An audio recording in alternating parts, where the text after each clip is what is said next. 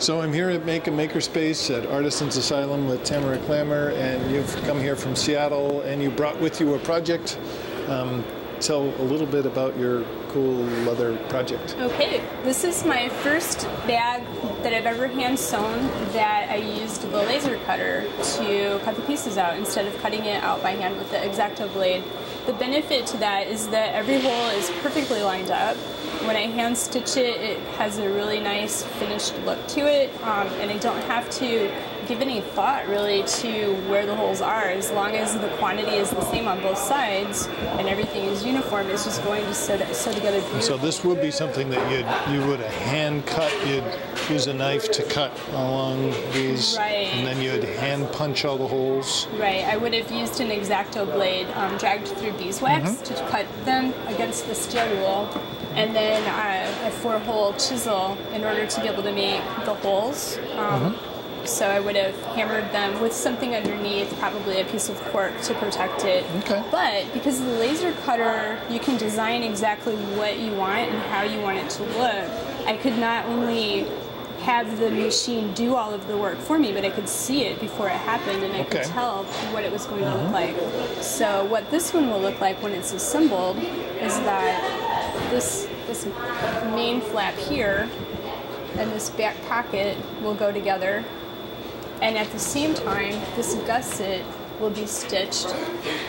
So it'll be 2 needles on 1 thread, which will be long enough to sew all the way around, and it will just be a matter of stitching this whole entire back set of holes into these back layers of leather there.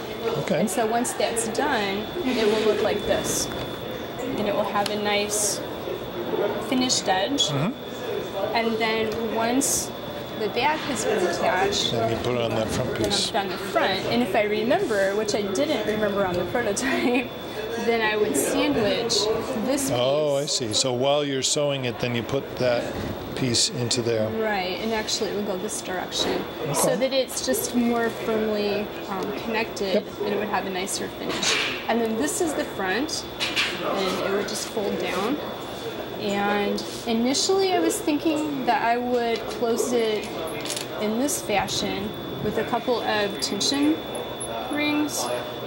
And I didn't know exactly where it was going to need to go. I wasn't sure where the flap was going to go, because you can see I trimmed it off a bit. It was an inch too long. So I was thinking I would just punch the holes and put this on here. But then when I actually assembled it today, I decided to forego that idea and use a rivet instead. Okay. Not really sure. Going forward, I'll probably revisit the idea of stitching just because it's a little bit cleaner. Yeah. Or I may skip the tension idea altogether and just have this be a snap, and then have it snap onto the front there. Okay. I'm starting to think that a snap might be a little bit cleaner. The other things that it will have when it's done are these little pieces, which will just fold over the edge of the gusset. And then where those are connected, there will be these clips. And then I cut the strap in 2 sections because the laser cutter was only 36 inches wide, but the strap needed to be longer. What I decided to do is just make 2 of them, because then... Oh, then you can adjust it in the middle. Right. I can get a strap to put here, and then I can put one on the opposite side, and then I can join them in the center with a buckle. Okay. Which is what I've done here. And then on this one, because I decided to skip that central sewn-on part, instead I used that to make a little keeper for the strap here. Okay. So I just repurposed it. It's kind of snug, but it will loosen up. But it just gives the ability to make the strap adjustable and keep it from having a big flap dangling around. That's neat. And so leather is a good material to work with?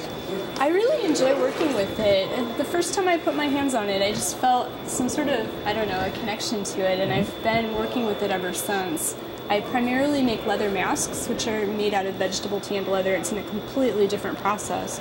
But now that the laser cutter has made me realize that I can design and sew bags again without nearly as much effort. Well, then you can go back to it. I think I will definitely do that. Well, that's fun. And it also enables me to be able to share the information with other people. It makes it more accessible to other people who want to make their own bags without having to have the monotony and noise. So this is a good project to do with a workshop, or maybe not this particular project, but a good material to work with in a workshop? It's a good material to work with. The sewing does take time. Even though the holes are all made for me now, it still took probably an hour or so to stitch it together. And So a little bit of patience and a little bit of paying attention. It's patience, but at the same time there's something almost kind of relaxing about the process of stitching it together. And as it starts to come together more, it's really exciting. You get to the point where you can't wait to finish it. So. Well, that's great. Well, thank you so much for showing this project. Thank you.